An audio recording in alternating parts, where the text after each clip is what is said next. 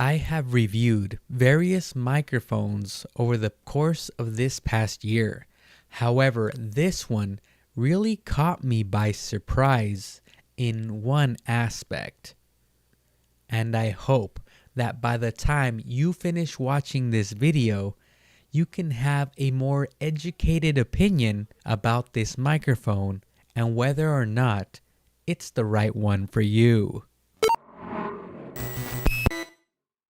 Welcome to CreatorsTEK. I'm LL Mel, and today we're going to review the FEELWORLD PM1 dynamic microphone. A special thank you to FEELWORLD for sending out this review unit for an honest review. This FEELWORLD PM1 microphone comes in at about a $70 price point here in the US, which is an ideal price point for entry-level streamers and podcasters. Let's go ahead and see what comes inside of the box. The microphone itself, with the foam windscreen and with a U-shaped bracket, a user manual, a 2-meter long dual-port USB-A/Type-C cable, an XLR cable, and the metal base. And these are the physical features of the microphone. Behind the microphone, it has a USB-C output, an XLR output, a 3.5mm headphone output, a capacitive touch mode/mute button, a mic/volume knob, a metal body with stand, and RGB lighting. For the sake of brevity, here's a brief view of the specs. This also supports XLR, so if you have an XLR receiver, you can plug in to the XLR input in the back of this microphone. However, you do need to know that the lighting effects and mute effects with this capacitive touch button will not function if in XLR mode. And you can also plug in your headphones to the 3.5mm headphone jack on the back of this microphone. Right now you are listening to the FEELWORLD PM1 microphone in USB mode. This is the handling noise of this microphone.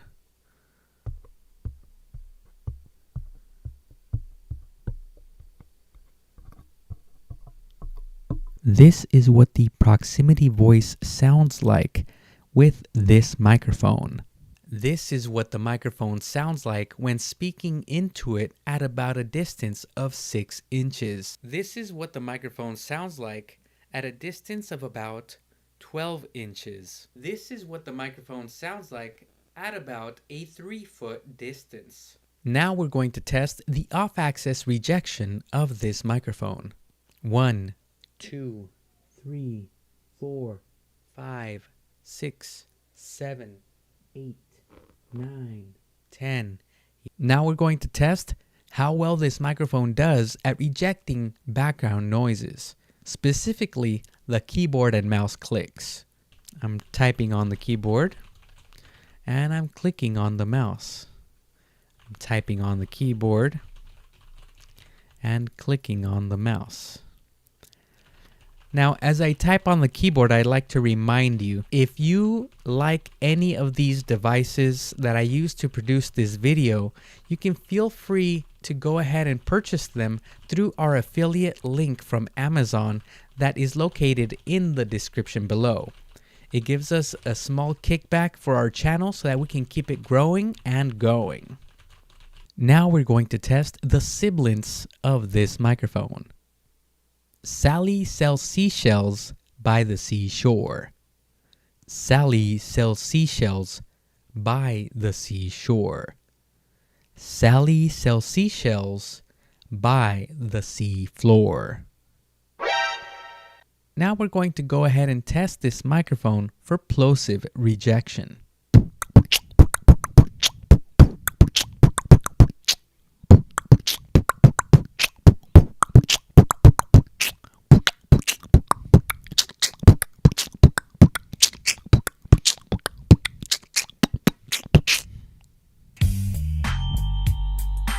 You have been listening to the FEELWORLD PM1 microphone in USB mode. Alright, so now that we are done testing this microphone, it's time for my assessment of it. And once again, I want to go ahead and thank FEELWORLD for being brave enough to send out this review unit so that I can provide an honest review for you. My first impression of this microphone when I unboxed it was that it definitely presented something that I had not seen before in a microphone at this price point. Where it definitely stands out from the rest of the competition is in its build quality. It definitely feels like a microphone that is more expensive than what its price point actually is.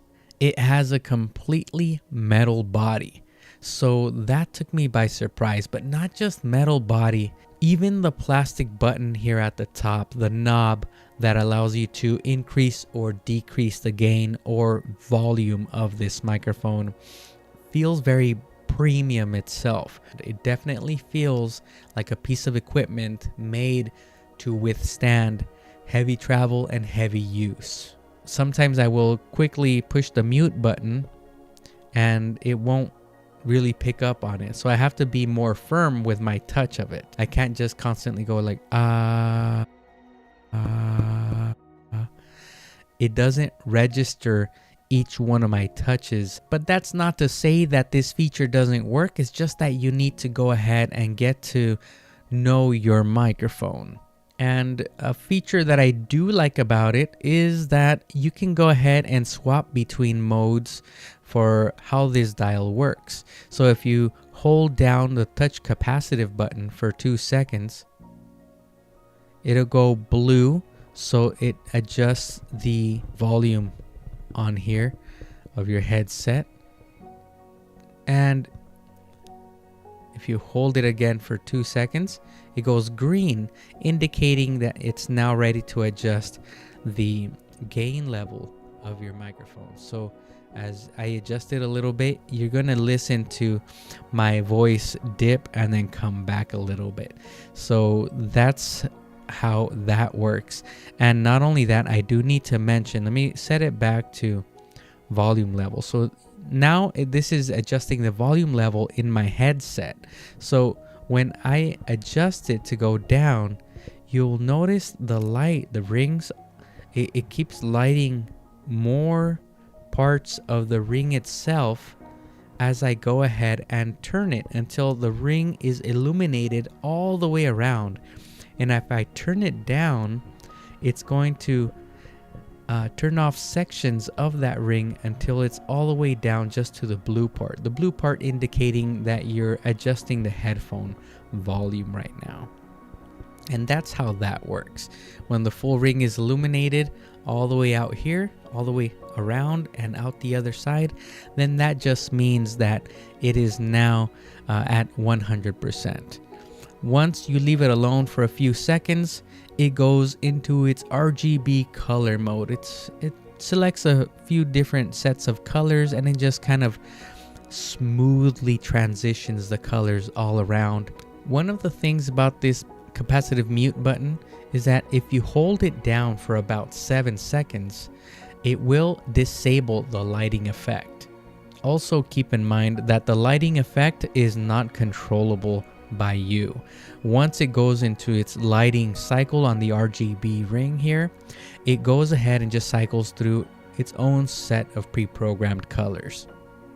And if you want to go ahead and disable the RGB effect, you go ahead and just hold the touch capacitive button for about 7 seconds and it will disable that effect.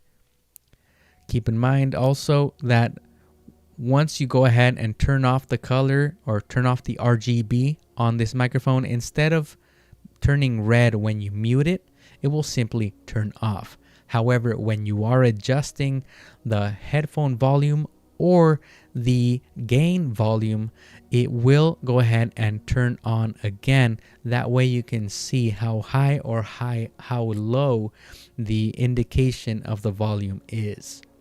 Now, as far as the sound quality that you get out of this microphone, I'm going to show you the sound waveform as is presented on their website. I think that for most people, this microphone will provide more than enough quality.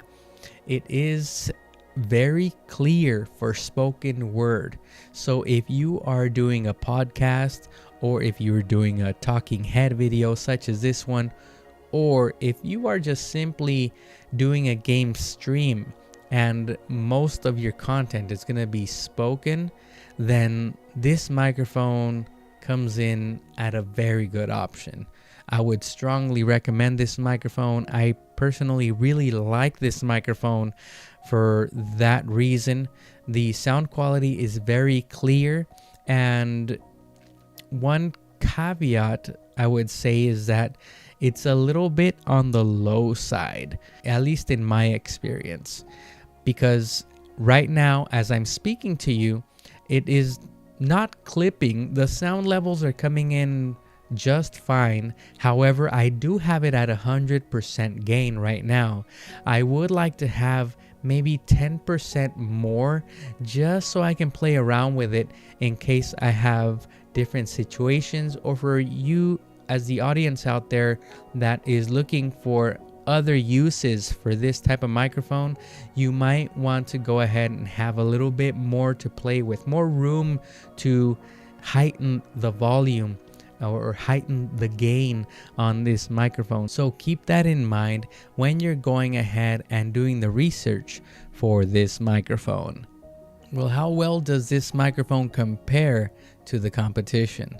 Well, like anything, I think that each microphone has its strengths and weaknesses, and I think that this one compares very favorably actually. It just depends on what you as the audience wants. For example, if you have a situation where you're a podcaster and you travel a lot, I think that this might be the most highly recommended microphone from me to you, simply because of the build quality. It's built like a little tank, and I think that for most people, the sound signature that you get out of this, you're gonna have a lot of clarity, and it's actually very true to sound as far as I can hear. And at this price point, you're not gonna get too much better clarity from a microphone than this one. So as I had mentioned before, I would definitely recommend this microphone for anybody looking to do any kind of spoken voice content, such as podcasts, game streams, or talking head videos.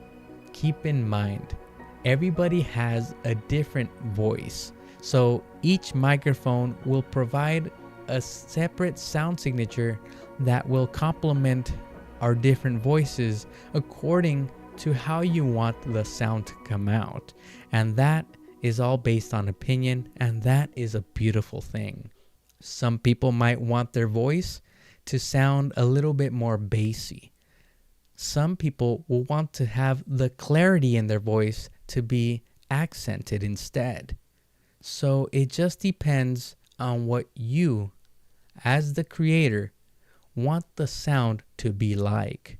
In my personal opinion, I am really enjoying my time with this microphone. I'm considering in making it my daily driver, at least for the near future here. I am really enjoying the sound quality of this microphone. I'm enjoying the fact that the plosives are really well controlled by it. And I really like the build quality of this microphone. It's built to last. I hope that I have provided enough information for you to be able to make an informed opinion as to whether or not this microphone is the right one for you. I hope that I have earned a like and perhaps even a subscribe from you to this channel. I'm LL Mel, and you are watching CreatorsTEK, technology for creators.